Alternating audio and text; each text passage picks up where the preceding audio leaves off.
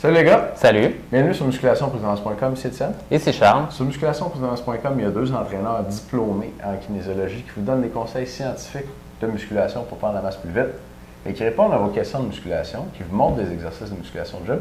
Aujourd'hui, c'est un peu spécial parce qu'on va faire un death match, le combat ultime. Le combat ultime. De 2 exercices pour les pectoraux. Tu prends pour qui, toi? Moi, je prendrais pour le push-up. La question, c'est push-up ou bench press? Hein? Qui gagne entre push-up et bench press? Qu'est-ce que tu en penses, Charles? Ça serait un combat intergalactique incroyable. Un peu comme les Avengers versus les Fantastic Five. Oui, exact. Exact. Ça fait sont 5 contre 5 aussi, je pense. En tout cas, je n'ai jamais calculé. Mais c'est pas Fantastic Four, en fait? Ah, peut-être. Je ne m'y connais pas gros en c'est Charles le 5e. Oui, c'est moi le 5e. Nice. Donc, press ou push-up? Ben, moi, la première chose que je dirais, c'est que c'est difficile de mettre très pesant sur le push-up, contrairement au bench press. Le bench press, ce qui est intéressant, c'est que tu peux augmenter de 5 livres près, tu sais, mettre les 2 livres et demi de chaque côté, puis progresser de cette façon-là. Donc, ça te permet de faire une petite différence à chaque fois, puis de pousser ton corps à être de plus en plus fort, puis de prendre de plus en plus de masse à chacune des séances.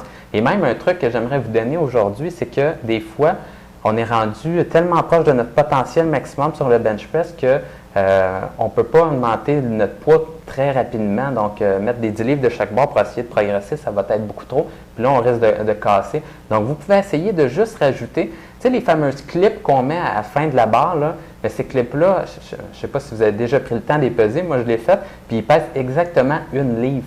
Donc, vous pouvez utiliser ça, ces clips-là, puis au lieu de juste en mettre 1 à chaque bout, mais à votre prochain entraînement, vous pourriez en mettre 2 à chaque bout, 3 à chaque bout, 4 à chaque bout, puis là, le monde va... Ils vont dire, lui, il est sécuritaire. Lui, il est sécuritaire. Avec 3 clips de chaque bord, c'est ça. Ça ne bougera pas. Ça. Puis là, une fille qui recherche un gars sécuritaire, puis c'est la sécurité, mais probablement qu'elle va te spotter dans le gym, mon gars, puis elle va venir te voir. Peux-tu te spotter? Peux-tu te spotter? Elle va venir te voir. Je vois que la sécurité, c'est important pour toi. Donc, ouais, vous pouvez progresser comme ça. Puis même sur vos exercices, par exemple, des fois, il y a des exercices qu'on passe de 15 livres à 20 livres. Ça, c'est probablement l'augmentation la plus difficile. Oui, c'est ça. Ça prendrait un 17,5 au gym, sincèrement. Puis, ce que vous pouvez faire, c'est prendre les 15 livres, puis tenir une clip ou 2 supplémentaires puis faire vos exercices. Là, la fille, vraiment mal pris. Il est vraiment sécuritaire. Il en a même ses dumbbells. OK, donc on va revenir au push-up et au bench press. La première chose, c'est que sur le bench press, c'est plus facile d'augmenter. Par contre, si vous posez la question comment augmenter sur les push-ups, bien, c'est sûr que la première chose, c'est passer de genoux sur les pieds. C'est déjà un bon début, surtout si vous êtes un gars.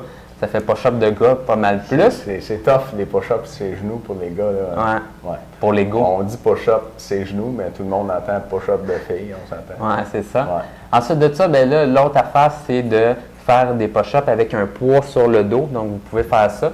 Et là, c'est toujours un petit peu compliqué de, tu sais, vous êtes à plat ventre puis vous essayez de vous mettre la plaque dans le dos. C'est toujours un peu compliqué. Sinon, vous avez un partenaire qui peut vous aider également.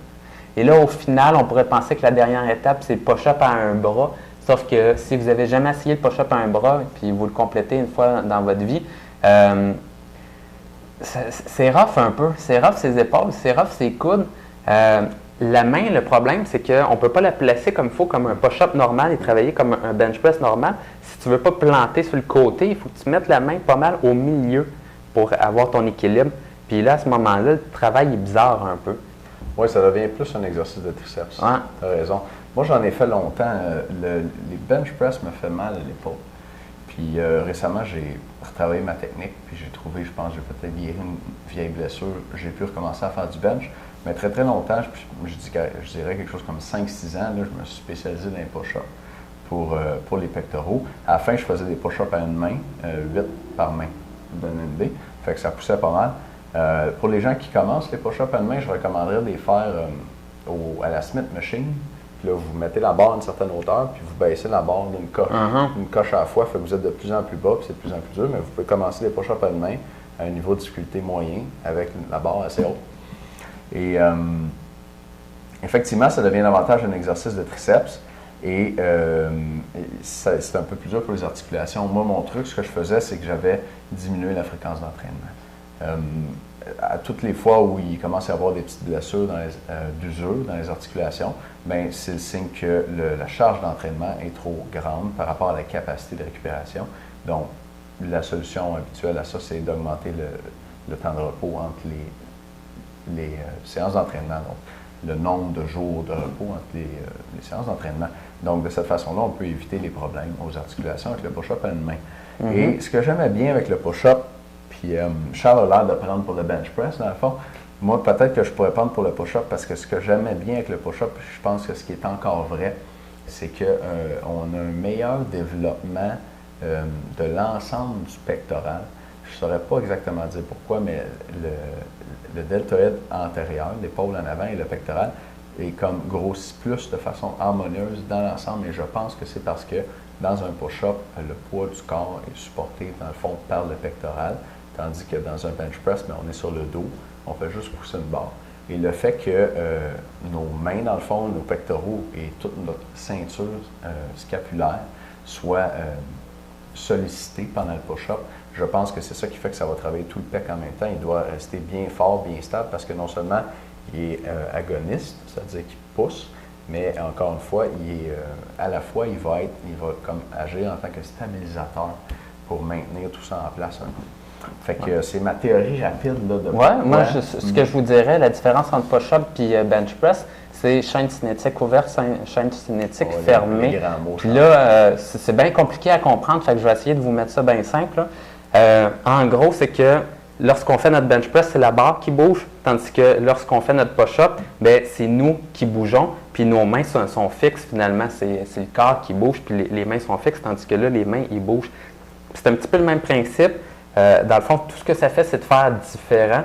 Et le principe, c'est un peu comme si je vous disais, ben là, c'est mon avant-bras qui bouge, ou dans le fond, mon avant-bras reste fixe, puis là, je ferais ça comme ça, avec mon épaule, pour le faire. Donc, c'est deux principes. La fille vient de voir, elle dit t'es sécuritaire. T'es vraiment sécuritaire. Donc, c'est ça la différence. Puis, dans le fond, là, c'est, tu sais, le muscle du biceps est attaché ici. Ici, là, il tire sur l'avant-bras. Puis là, finalement, l'avant-bras est fixe.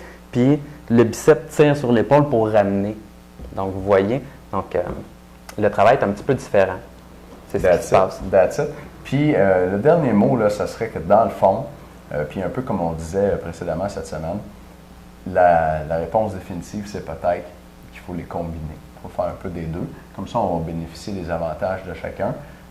Comme a dit Charles, peut-être que le bench press pourrait être utilisé davantage en force, donc faire des séries avec un peu moins de répétitions, plus lourd, parce qu'on peut augmenter plus facilement le poids. Et le push-up pourrait être utilisé davantage en hypertrophie ou même comme exercice un petit peu de préparation générale pour stabilisation des épaules et puis santé là, des articulations.